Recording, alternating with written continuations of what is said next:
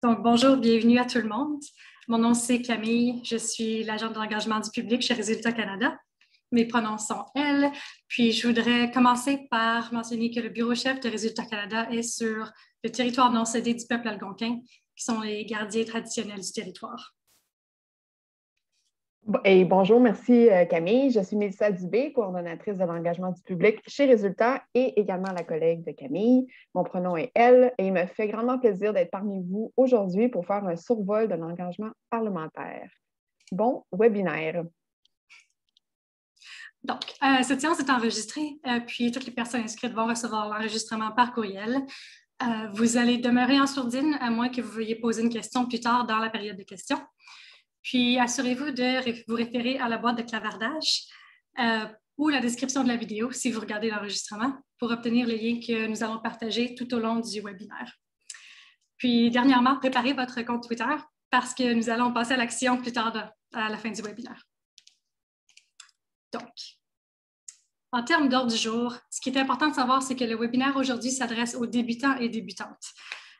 Aujourd'hui, on espère que vous aurez une compréhension de comment le Parlement fonctionne. Puis cela, ça vous aidera à faire de la sollicitation ciblée et stratégique auprès des députés et des sénateurs. On veut vous enseigner des tactiques et des enjeux auxquels réfléchir lorsque vous créez une stratégie de plaidoyer parlementaire.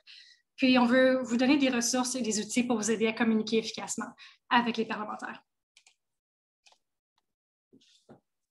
Merci Camille. Étant donné que nous avons des gens qui ne sont peut-être pas familiers avec ce que nous faisons chez Résultats, permettez-moi de débuter par donner un petit aperçu de notre travail et de celui de nos bénévoles. Résultat est un organisme de plaidoyer qui mobilise les gens du quotidien afin de générer la volonté politique pour mettre fin à l'extrême pauvreté. En alliant la voix de nos bénévoles à des domaines d'action stratégiques, nous contribuons à accroître les ressources dédiées à des programmes et politiques efficaces qui soutiennent les personnes vivant dans la pauvreté afin qu'elles aient accès aux soins de santé, à l'éducation et aux perspectives économiques dont elles ont besoin pour s'épanouir. Qu'il s'agisse d'écrire des lettres ouvertes aux journaux, d'utiliser les médias sociaux ou de rencontrer des députés, nos bénévoles passionnés contribuent à améliorer les conditions de vie des personnes vivant dans les pays à faible et moyen revenu. En tant qu'organisme national à but non lucratif, nous avons des organisations sœurs aux États-Unis, au Royaume-Uni, en Australie et au Japon, ainsi qu'un réseau mondial de partenaires dans le domaine de la santé mondiale, incluant en Inde, en Zambie, en Tanzanie, au Kenya et en France. Tout d'abord, avant toute chose, savez-vous qui est votre député? Si oui, tant mieux et sentez-vous à l'aise de le partager avec nous au cours du webinaire. En passant, cela est également une bonne question à poser aux gens de votre entourage pour débuter une conversation sur l'importance de notre devoir collectif démocratique qui ne se résume pas juste à voter à chaque élection. Ceci étant dit, si vous ne savez pas qui est votre député, ne vous inquiétez pas, vous êtes au bon endroit. En fait, vous n'avez qu'à visiter le site web de la Chambre des communes, dont le lien apparaît à l'écran et aussi dans la boîte à clavardage et dans la description de la vidéo d'enregistrement. En incluant votre code postal, vous pourrez non seulement savoir qui est votre député, mais également en apprendre davantage sur son rôle au sein du gouvernement. Maintenant que nous savons qui est notre député, qu'allons-nous faire exactement? Révisons ce que veut dire le concept de plaidoyer. Plaidoyer, provenant du verbe plaider, veut dire en gros que l'on soutient quelque chose, soit une cause, une politique ou autre, à l'aide d'arguments et de justifications. Dans le cadre de résultats, ce que nos bénévoles font est du plaidoyer. Ils et elles passent à l'action avec le but d'influencer des décideurs et des décideuses politiques. L'objectif est bien sûr d'influencer le comportement de nos élus. Pardon, j'ai un problème avec ma souris.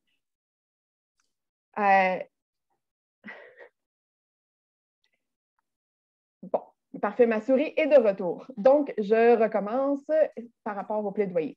Dans le cadre de résultats, ce que nos bénévoles font est du plaidoyer.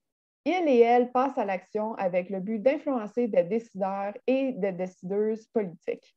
L'objectif est bien sûr d'influencer le comportement de nos élus afin de générer des changements spécifiques. Cela peut être une somme d'argent pour une initiative pour éradiquer la polio ou bien un changement à une politique en place pour assurer un angle plus féministe, par exemple. Donc, chez Résultats, en tant qu'experts en plaidoyer, nous utilisons le pouvoir de la conversation et de la persuasion combiné à l'éducation pour agir en appui et en collaboration avec les personnes vivant dans l'extrême pauvreté et pour créer un changement important. L'action de plaidoyer nous permet d'atteindre nos objectifs. C'est notre manière d'intervenir qui nous rend performants, efficaces et puissants. En d'autres termes, voici une citation de Libby Davis, une ancienne députée expliquant ce qu'est le plaidoyer. Début de la citation. Le plaidoyer, c'est une question de persévérance, de lien que nous créons tous et toutes ensemble au sein de notre mouvement et avec les décideurs et les décideuses politiques pour apporter des changements profonds. Fin de la citation. Faisons maintenant un survol aux différents niveaux de gouvernement qui existent au pays. Commençons par le niveau gouvernemental qui est, disons, là ainsi, le plus près des gens en termes d'hiérarchie. Le gouvernement municipal est responsable de politiques et de programmes qui sont liés spécifiquement à des enjeux et des besoins uniques à une communauté, que ce soit une ville ou un village. Par exemple, la gestion des déchets, la police locale, si applicable, la gestion des stationnements, etc. Chaque personne est représentée par un ou une conseillère municipale. Le gouvernement provincial ou territorial est responsable des enjeux et des besoins au niveau de la province ou du territoire. Par exemple, la gestion des autoroutes, des permis de conduire, de la gestion du système scolaire ou bien des hôpitaux. Selon le gouvernement, il se pourrait que ce soit ou bien les membres de l'Assemblée législative ou nationale ou bien des députés.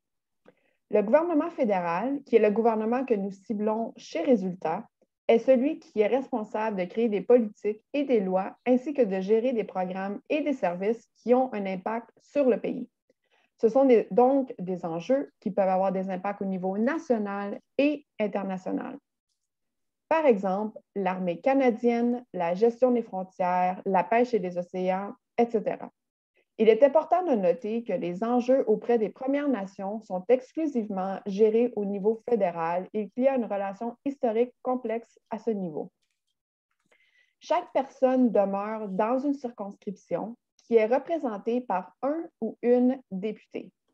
Il y a 338, pour l'instant, il y a 338 circonscriptions fédérales au pays. Les personnes vivant dans une circonscription, aux yeux des députés, s'appellent des commettants et des commettantes. J'en profite pour ouvrir une petite mais importante parenthèse, car vous vous demandez peut-être quel est le rôle des sénateurs et sénatrices. Les sénateurs et les sénatrices sont choisis par le ou la gouverneure générale suite à la recommandation du premier ministre. Chaque projet de loi doit être étudié par le Sénat avant que celle-ci devienne officiellement une loi.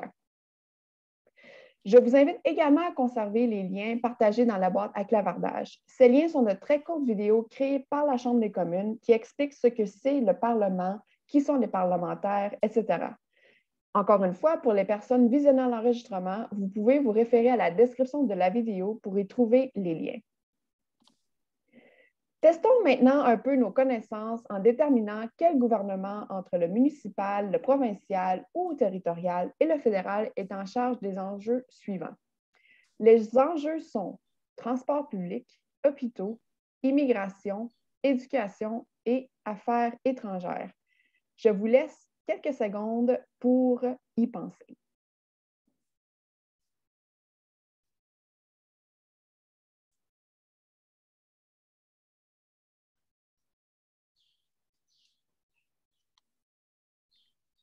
Parfait. Alors, les réponses sont les suivantes. Le gouvernement municipal est en charge du transport public. Le provincial ou territorial est en charge de veiller à la gestion des hôpitaux. Le fédéral est en charge de l'immigration. Le provincial ou territorial supervise aussi le fonctionnement scolaire. Et finalement, le fédéral est en charge des affaires étrangères comme les accords de commerce, par exemple. À prendre note que le gouvernement fédéral donne de manière sporadique des responsabilités à différents niveaux du gouvernement selon le contexte, les besoins, etc. Mais dans certains dossiers, il y aura de la collaboration entre les niveaux gouvernementaux. Et bien sûr, le gouvernement fédéral fait entre autres des transferts financiers comme dans le cas du domaine de la santé. Je passe maintenant la parole à Camille. OK, merci Mélissa. Ce qu'on va discuter maintenant, c'est pourquoi est-ce qu'on a choisi le gouvernement fédéral. Résultat fait du plaidoyer au niveau fédéral spécifiquement pour plusieurs raisons vraiment très importantes. Premièrement, c'est que les enjeux internationaux relèvent de la compétence du gouvernement fédéral. Les gouvernements provinciaux peuvent, bien entendu, présenter leur opinion sur des sujets internationaux, mais au bout du compte, c'est le gouvernement fédéral qui tient la juridiction sur ces enjeux pour le Canada. C'est aussi à ce niveau-là que les relations multilatérales sont tenues. Par exemple, le gouvernement du Canada est en contact avec Gavi, l'Alliance du vaccin, pour discuter de la vaccination au niveau mondial et du financement nécessaire pour avoir un impact. Nous, on peut encourager le gouvernement du Canada à maintenir ces relations multilatérales ou même d'en créer des nouvelles qui auront un impact significatif selon nous. Deuxièmement, c'est le gouvernement fédéral qui consulte les Canadiens sur le budget du Canada. C'est extrêmement important car le budget fédéral informe la quantité de ressources dont le Canada dispose et dispense. Notre plaidoyer au moment du budget influencera sur quoi le Canada allouera son budget à chaque année et de façon plus importante, via quel mécanisme de financement. C'est donc une avenue extrêmement significative pour avoir un impact au niveau international en tant que personnes qui font du plaidoyer. Pardon, j'ai perdu mes notes. Nous cherchons aussi à influencer les politiques publiques qui mènent un gouvernement plus responsable, plus transparent et plus imputable quant au budget. Troisièmement, c'est le gouvernement fédéral qui crée les mesures législatives. Le budget, techniquement, est une mesure législative, mais on parle aussi de toute décision budgétaire majeure hors du moment où le budget est présenté. Donc, c'est ces moments-là aussi dans lesquels on va faire du plaidoyer. Et dernièrement, le gouvernement au niveau fédéral représente la totalité du pays. Donc, c'est très important pour les personnes vivant au Canada qu'elles se fassent entendre sur les sujets qui leur tiennent à cœur. Donc, on va parler des pouvoirs très brièvement, très simples. Le terme « parlement », ça réfère aux personnes élues qui tiennent le pouvoir législatif, c'est-à-dire de créer des lois. Le Parlement est formé de députés et de sénateurs qui se rencontrent soit en Chambre des communes, soit au Sénat. Le gouvernement en tant que tel, ça tient le pouvoir exécutif, donc de mettre en œuvre les lois décidées par le pouvoir législatif au Parlement. Donc, comme vous voyez, il y a un chevauchement entre les deux pouvoirs, c'est-à-dire que le premier ministre, puis les membres du cabinet, les membres du cabinet, c'est les ministres, donc le ministre des Affaires internationales, par exemple. Ces personnes sont aussi des députés élus et qui proviennent évidemment du parti politique qui a remporté l'élection. Donc, lorsqu'on parle du gouvernement, il y a une hiérarchie qui est très importante parmi les députés qu'on va constater lorsqu'on fait du plaidoyer, parce que plus la personne ciblée est haut placée, plus que la personne pourra influencer les décisions gouvernementales. J'emploierai le masculin généralement pour alléger le contenu de cette diapo. Donc, évidemment, on commence avec le premier ministre. Cette personne est chef du parti au pouvoir, puis à la tête du gouvernement. Le vice-premier ministre, c'est la personne qui prendra la fonction du premier ministre s'il ne peut pas lui-même. Ensuite, on a les ministres du cabinet. Donc, ceux-là sont choisis par le premier ministre. Ces personnes sont en charge d'un ministère, par exemple, Affaires mondiales Canada. Dans nos appels à l'action chez Résultats, on va parfois vous demander de cibler un ou une ministre spécifiquement pour envoyer une lettre ou pour faire du plaidoyer sur les médias sociaux, dépendamment du type d'appel à l'action dont on parle. Donc, ces catégories-là, souvent les gens les connaissent. Par contre, quand on arrive aux secrétaires parlementaires qui sont un petit peu moins connus, ces personnes aident les ministres. Donc, elles répondent aux questions, participent au débat, comment publiquement par rapport aux politiques et aux propositions gouvernementales. Les secrétaires parlementaires sont essentiellement un lien entre les parlementaires puis les ministres.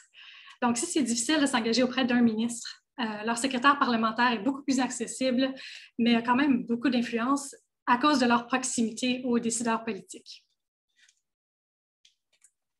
Ensuite, on va parler des comités du cabinet, à ne pas confondre avec les comités parlementaires. Donc, dans les comités du cabinet, ceux-là s'acquittent la plupart des tâches quotidiennes du cabinet dans un domaine de responsabilité donnée.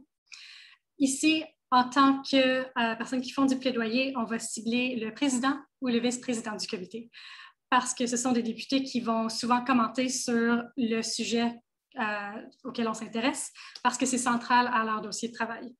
C'est donc très stratégique de discuter avec ces personnes-là parce que vous pouvez juste dire « je sais que c'est important pour vous, parlons-en ». Si votre député fait partie d'un comité sans être le président ou la vice-présidente, c'est pas grave, ils ont quand même un intérêt aussi. Mais comme j'ai dit au début, le plus haut placé, le mieux, c'est pour avoir un impact. Et donc finalement, en bas, on voit les députés du parti au pouvoir qui ont beaucoup d'influence, simplement un tout petit peu moins que les députés qui sont dans les rôles qu'on a mentionnés. En tant que débutant, ça peut devenir très compliqué de se souvenir de tous ces termes-là. Par contre, je voudrais mentionner que le terme sous-ministre, ce n'est pas un député. C'est un poste de fonctionnaire c'est un fonctionnaire très haut placé, en fait. Mais ce n'est pas une personne élue, c'est une personne qui va exécuter les décisions prises par le ou la ministre. Donc, en tant que bénévole chez Résultats, on ne va pas s'engager auprès des fonctionnaires. Donc, si vous voyez le terme sous-ministre, greffier du conseil privé, c'est un fonctionnaire et non un député.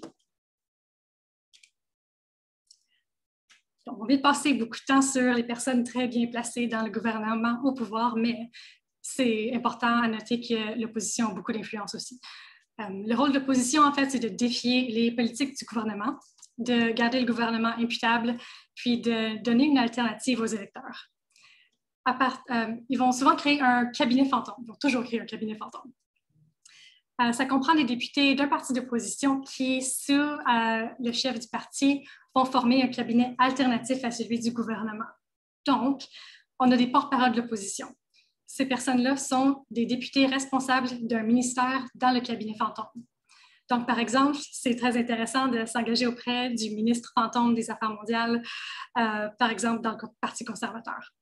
Cette personne doit commenter sur les enjeux qui vous concernent, mais ce qui est intéressant, c'est qu'ils auront aussi une opinion qui est souvent très différente de celle du parti au pouvoir, du ministre du cabinet qui est élu, qui est sélectionné par le premier ministre. Pardon. Donc, on arrive à la dernière chose qu'on va couvrir aujourd'hui sur le fonctionnement de notre système politique. Peu importe le parti de votre député, vous pouvez en apprendre davantage sur ce qui les intéresse en consultant leurs activités parlementaires. Par exemple, vous pouvez découvrir si votre député fait partie d'un comité parlementaire ou si il ou elle a fait une déclaration sur un sujet qui est pertinent pour vous. Donc, une déclaration, c'est quelque chose qu'on fait au commencement d'une séance à la Chambre des communes. Les députés peuvent parler à n'importe quel sujet d'intérêt local, provincial, national ou international. Les comités parlementaires, eux, examinent en petits groupes certaines questions de façon plus approfondie que ce qu'on peut faire en plénière à la Chambre des communes. Donc, ils vont débattre des finances liées à leur sujet souvent. Ils vont faire des rapports sur leurs conclusions et ils vont faire des recommandations à la Chambre des communes. Donc, il y a aussi des groupes d'amitié. Ceux-là ne reçoivent aucun soutien administratif ou financier du Parlement du Canada. C'est un petit peu moins formel. Ils permettent essentiellement aux députés d'explorer leurs intérêts divers avec d'autres parlementaires. Si vous allez dans la description de la vidéo, si vous voyez l'enregistrement ou dans la boîte de clavardage, vous pouvez en apprendre davantage sur les comités puis les groupes d'amitié. Les députés, eux, vont aussi participer à des rencontres très importantes. On va en parler de deux aujourd'hui. Un, c'est la période de questions. Ça, c'est un temps réservé à chaque jour à la Chambre des communes où les députés peuvent poser des questions au ministre du cabinet concernant leurs projets, comme des nouvelles politiques, des services, des projets de loi, des dépenses, etc. Si une décision budgétaire est discutée, vos députés pourraient poser des questions basées sur une ou plusieurs discussions que vous avez eues avec eux. Donc, c'est une très bonne raison pourquoi c'est important de s'engager auprès de vos députés. Le caucus, c'est en fait un caucus pourrait être simplement un groupe de parlementaires, par exemple le caucus des femmes. Par contre, aujourd'hui, ce qui nous intéresse vraiment, c'est le groupe composé de tous les députés et sénateurs d'un même parti qui se rencontrent à chaque semaine le mercredi. Donc, les trois partis vont se rencontrer séparément chaque mercredi matin pour parler des politiques puis leur stratégie parlementaire. C'est une rencontre complètement confidentielle où les députés vont parler librement et présenter l'opinion de leurs commettants. Leurs commettants, c'est-à-dire vous qui prenez la peine de les solliciter puis de partager votre opinion. Donc, c'est tout pour moi pour l'instant. Je repasse la parole à Mélissa. Super, merci Camille,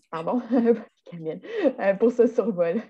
Nous sautons maintenant à la partie à savoir comment vous pouvez passer à l'action auprès de votre député. Il y a plusieurs façons de le faire et en voici quelques-unes. Il est effectivement possible de solliciter son député virtuellement ainsi qu'en personne. Voici donc un top 5 d'exemples d'actions que nos bénévoles chez Résultats entreprennent régulièrement. Premièrement, suivez votre député sur Twitter et soyez actif et active. C'est le début et une opportunité de savoir ce dont votre député discute et ce qu'il ou elle fait. Félicitez-les lorsqu'ils et elles font des bons coups.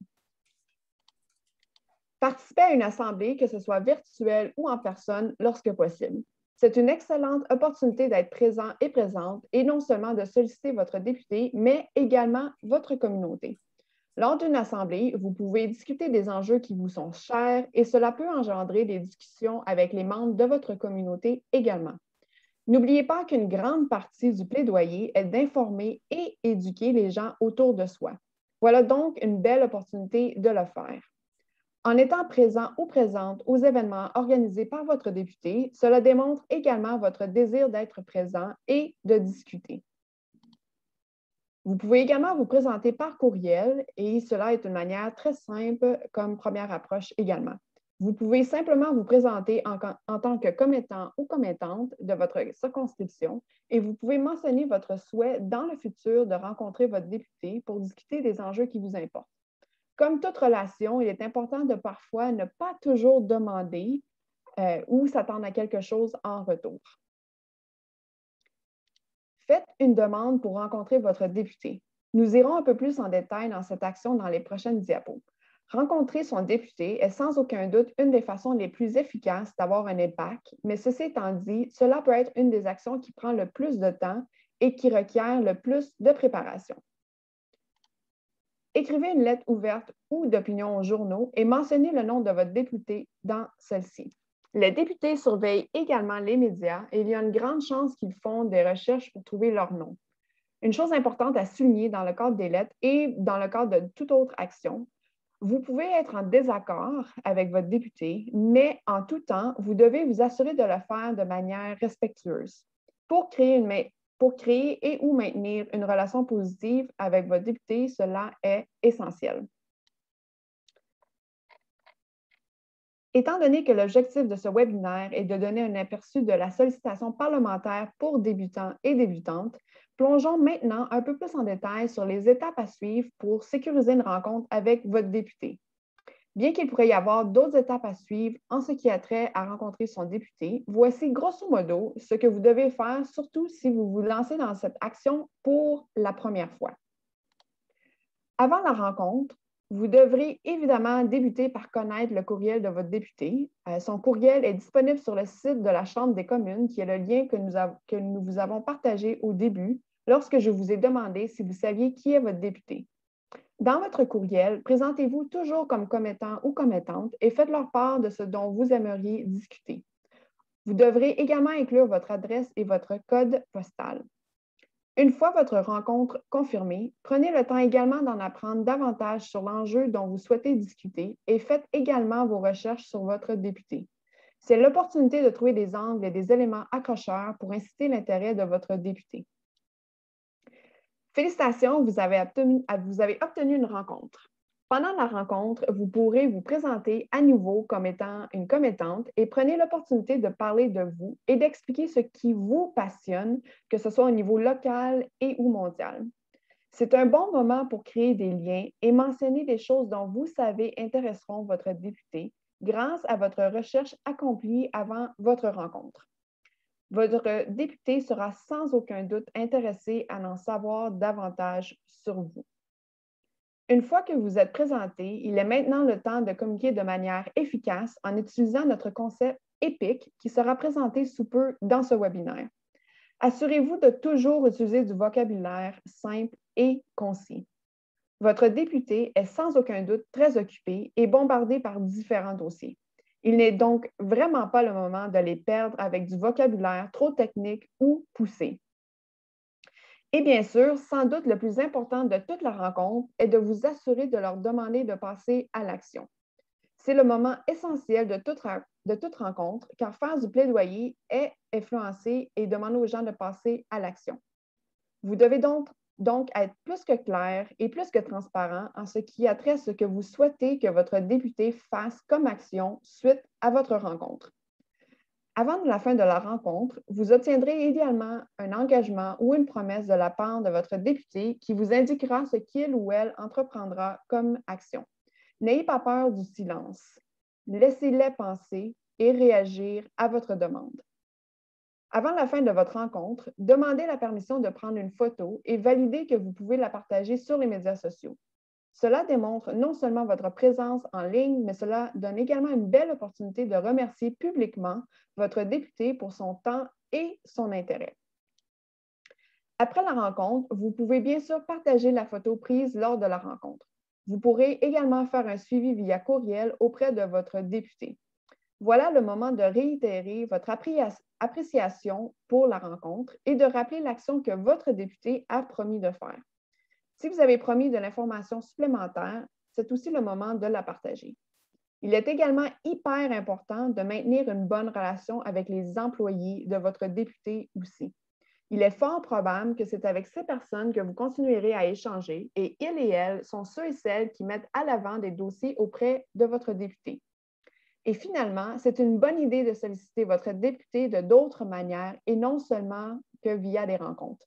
Il suffit de trouver un bon équilibre. Vous devez demeurer à l'affût et tester le terrain, comme on dit, afin de voir à quel point il y a une ouverture et ou disponibilité auprès de votre député. N'oubliez pas qu'il et elle est sans doute très sollicité, alors il faut toujours demeurer respectueux et respectueuse. Il est encouragé de ne pas constamment demander des rencontres. Vous pouvez faire du plaidoyer à travers des courriels, des lettres aux journaux et via les médias sociaux, par exemple. Chez Résultats, à chaque mois, nous suggérons à nos bénévoles des actions à entreprendre. Des considérations de contexte ont été prises afin d'identifier ce que nous considérons le plus stratégique en termes d'action. Donc, vous constaterez que parfois, nous ne recommandons pas de rencontrer votre député, mais plutôt de publier une lettre aux journaux et ou de les solliciter à travers les médias sociaux. Comme toute relation positive, il faut aussi savoir quand et comment donner de l'espace à notre député. Comme vous avez sans aucun doute, il y a plusieurs façons de communiquer. Et communiquer avec un ou une députée est comme communiquer avec n'importe quelle autre personne que vous souhaitez influencer et avec qui vous souhaitez maintenir une relation de collaboration. Apprendre à parler et à écrire de manière efficace à propos d'un enjeu est l'une des premières étapes pour être en mesure de faire du plaidoyer stratégique. Une communication claire et concise est essentielle. Rappelez-vous que votre député a plusieurs rencontres par jour et est sollicité constamment. Vous avez donc très peu de temps pour attraper son attention et lui demander d'agir. Il y a différentes manières de communiquer, comme envoyer une lettre, un courriel, faire un appel téléphonique, envoyer des messages sur les médias sociaux, etc. Communiquer en personne, dans le cadre d'événements virtuels ou physiquement en personne, tout comme participer à une rencontre plus privée, peut avoir parfois le plus grand impact. Lorsque vous vous apprêtez à envoyer votre tweet, votre courriel ou vous vous préparez à un événement, rappelez-vous des astuces suivantes. Identifiez votre objectif, identifiez vos cibles, faites votre recherche, formulez votre message, préparez les grandes lignes, pratiquez, pratiquez, pratiquez et solidifiez votre appel à l'action, qui est votre demande. Pour vous aider plus concrètement, les prochaines diapos plongent un peu plus en détail dans deux concepts de communication qu'en tant qu'employés, nous utilisons et que nous encourageons nos bénévoles d'utiliser et de maîtriser. Chez Résultats, nous préconisons deux façons de communiquer. Nous avons le modèle EPIC, qui est une manière d'organiser son information brièvement et de manière persuasive, tandis que nous mettons aussi l'emphase sur le pouvoir des histoires. Le concept d'EPIC, qui est en soi une façon de présenter de l'information, comme je l'ai dit auparavant, de manière persuasive, sera présenté plus en profondeur par ma collègue lors de la prochaine diapo. Alors, pour l'instant, voici donc un aperçu bref du pouvoir des histoires. Inclure des histoires et parler du fond du cœur est incroyablement efficace pour communiquer. Le pouvoir des histoires est qu'elles abordent un propos qui pourrait sembler abstrait et impersonnel, comme une statistique, pour le transformer en un récit très personnel et émouvant. Vos députés, comme la plupart des gens, se souviennent des histoires qui les ont touchés. L'histoire n'a pas à relater votre vécu. Vous pouvez raconter d'autres histoires provenant d'un article de journal, de livre ou d'expériences d'autres personnes qui vous ont personnellement touché. Ces histoires peuvent être apprises. Par contre, si l'histoire ne vous appartient pas, assurez-vous d'avoir le droit de la partager. Vous pouvez demander une approbation de la personne. Les meilleures histoires font ressortir le problème et sa solution, tant par des données que par un élément humain dans lequel tous et toutes peuvent se retrouver. Encore une fois, assurez-vous de toujours utiliser un vocabulaire simple et clair et évitez tout jargon. Terminez votre histoire avec un appel à l'action très clair. À toi, Camille, pour un survol de notre concept épique. Merci beaucoup. Donc, oui, on va parler de EPIC, ce qu'on appelle en fait le communiqué clair. En anglais, on appelle ça le laser talk. C'est un discours bref, persuasif, qui capte l'attention de l'auditoire, puis qui présente un problème, une solution, puis une demande précise. Un communiqué clair, c'est donc un outil qu'on utilise pour faire du plaidoyer efficace. C'est particulièrement important lorsque vous avez 1 ou 2 minutes pour faire valoir votre idée. Donc, l'apprentissage du communiqué clair comme faire aujourd'hui, ça va vous aider beaucoup à tirer profit des occasions de promouvoir nos enjeux. Donc, l'acronyme EPIC, c'est éveiller l'intérêt, présenter le problème, informer et convier à l'action. Donc, le petit E accent aigu, éveiller l'intérêt. Essentiellement, c'est hey, ça vaut la peine de m'écouter pour 2 minutes. Les gens se souviennent de la première chose que vous dites, puis de la dernière chose que vous dites. C'est donc vraiment important d'introduire le sujet de façon percutante. Le but, c'est en fait de donner un incitatif à la personne à écouter ce que vous allez dire à l'étape P. Donc, P, c'est le problème. De quoi on parle? Pourquoi c'est important? Assurez-vous de présenter un seul problème et de manière très concise. Oui, les enjeux sont complexes, mais c'est quoi exactement le problème directement associé à la solution que vous prévoyez présenter? Puis, pourquoi est-ce que ce problème-là est important pour vous? C'est comme ce que Mélissa disait, c'est personnel, c'est émouvant. Pourquoi est-ce que c'est important pour vous, ce problème-là, particulièrement? Le I, c'est informer. Donc, maintenant que vous comprenez le problème, sachez qu'on peut être un agent du changement si on choisit d'être un agent du changement. Donc, à cette étape-là, on cherche à informer la personne des options qui existent pour régler le problème. Parce que ce serait facile pour la personne d'écouter le problème puis se dire « Oh, c'est dommage, hein? » Donc, c'est vraiment important d'informer la personne des options qui existent. Par exemple, c'est quand même la demande au sens large. Donc, si on faisait un investissement dans ce nouveau partenariat X, on aurait un gros impact de telle envergure, ce genre de solution-là. Donc, c'est important de ne pas confondre cette étape-ci avec une demande plus spécifique pour l'individu. Par exemple, si notre appel à l'action, c'est demander à votre député d'envoyer une lettre à la ministre des Finances pour soutenir l'importance de tel investissement, on n'est pas encore rendu là. On est vraiment à l'étape de cet investissement aura un impact sur le problème. Donc, c'est convier à l'action, essentiellement. Maintenant que je vous ai convaincu qu'une solution existe, voici ce que vous devez faire personnellement pour avoir un impact. C'est le moment de conclure avec la demande, être concis, puis vraiment de ne pas compliquer l'appel à l'action. Oui, il y a plusieurs choses que la personne pourrait faire, mais donnez-leur une chose concrète à faire. Par exemple, ce que j'avais dit avant, c'était envoyer une lettre à la ministre des Finances soutenant l'importance de l'investissement X. Ce que je voudrais mentionner, c'est qu'il y a un faux pas très, très commun, c'est de laisser la question flotter dans l'air. Donc, rappelez-vous qu'une question directe demande une réponse directe. Par exemple, qu'est-ce qui a plus de chances de recevoir une réponse claire entre « J'aimerais que vous envoyiez une lettre à la ministre des Finances » ou « Est-ce que vous êtes d'accord pour envoyer une lettre à la ministre des Finances » ? La deuxième option, c'est que j'ai posé une question directe qui demande un oui, non, peut-être, tandis que la première, ça pourrait amener à ah, c'est intéressant, da, da, da, da. Il n'y avait pas vraiment de question. C'était juste j'aimerais que vous faites quelque chose, mais vous n'avez pas posé la question. Si vous tombez dans le faux pas par erreur, vous pouvez rectifier facilement en disant est-ce que je peux compter sur vous? Très facile. Donc, ça, c'était épique en général, mais à travers tout ça, j'ai une astuce finale que je voudrais partager. Lorsque vous voulez entraîner votre amie à faire une activité qu'elle ne trouve vraiment pas attrayante dès le début, mais vous êtes convaincu qu'elle va adorer ça par après, comment est-ce que vous parlez à cette amie?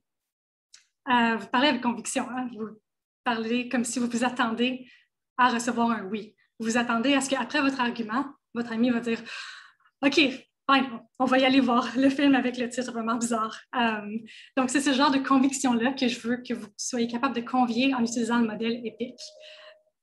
C'est vraiment, je m'attends à ce que, dès que j'ai fini de parler, à travers le E, le P, le I, le C, je m'attends à recevoir un oui. Même si vous ne recevez pas un oui, c'est cette conviction-là qui va vous aider à passer à travers. Donc, c'est tout pour moi. Je repasse le micro à Mélissa.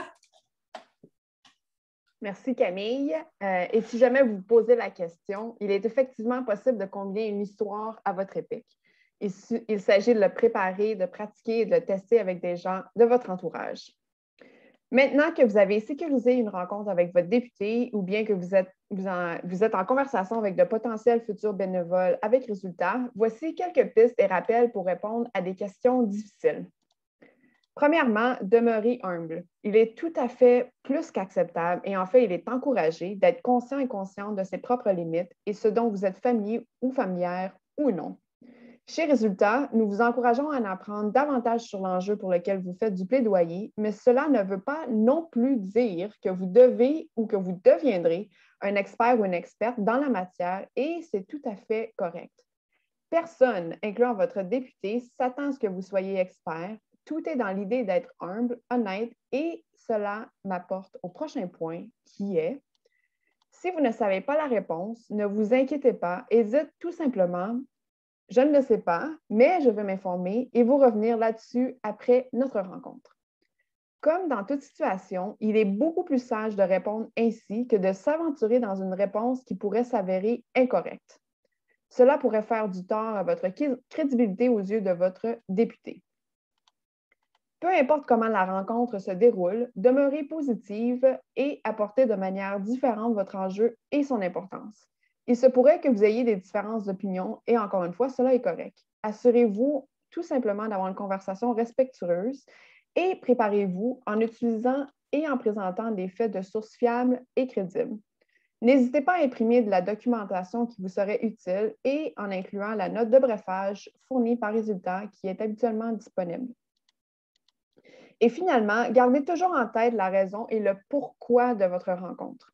Il se pourrait que la discussion s'éloigne du sujet et n'oubliez pas que vous aurez sans doute un temps limité. Recentrez la discussion vers votre enjeu de manière courtoise mais ferme et n'hésitez pas à relancer votre député en ce qui a trait à votre appel à l'action. Selon le déroulement de votre rencontre, il se pourrait que vous rencontriez un peu de résistance ou non, mais rappelez-vous que comme toute relation, cela peut prendre du temps. Vous devez être fier du fait que vous avez sécurisé une rencontre avec votre député et que vous avez discuté d'enjeux qui vous importent. Donc, dites-vous que ça va bien aller et que c'est une action parmi plusieurs autres qui nous rapproche de notre objectif collectif. Faire du plaidoyer est un marathon et non un sprint. Ceci étant dit, rappelez-vous que votre député travaille pour vous. Vous avez un devoir démocratique qui est de voter, mais aussi de solliciter votre député afin qu'il et elle puissent réellement représenter votre voix sur la colline parlementaire. En lui faisant part des enjeux qui vous tiennent à cœur, il et elle peut ensuite en parler sur la colline avec ses collègues. En d'autres termes, votre député est là pour vous aider et il et elle souhaitent vous rencontrer. Tel que mentionné auparavant, nous vous encourageons à vous informer sur votre enjeu avant de passer à l'action. Encore une fois, ceci étant dit, vous ne devez pas être experte et vous n'avez pas à vous présenter ainsi. Le premier pas est de se présenter et de montrer votre passion. Le reste suivra. Avoir une rencontre, que ce soit en personne ou bien virtuelle, est une étape pour soit créer ou maintenir une relation. En fait, rencontrer son député est sans aucun doute une des tactiques les plus efficaces, mais qui demande du temps, comme mentionné auparavant. Le concept, encore une fois, est de créer une relation de collaboration. On doit tous commencer à quelque part.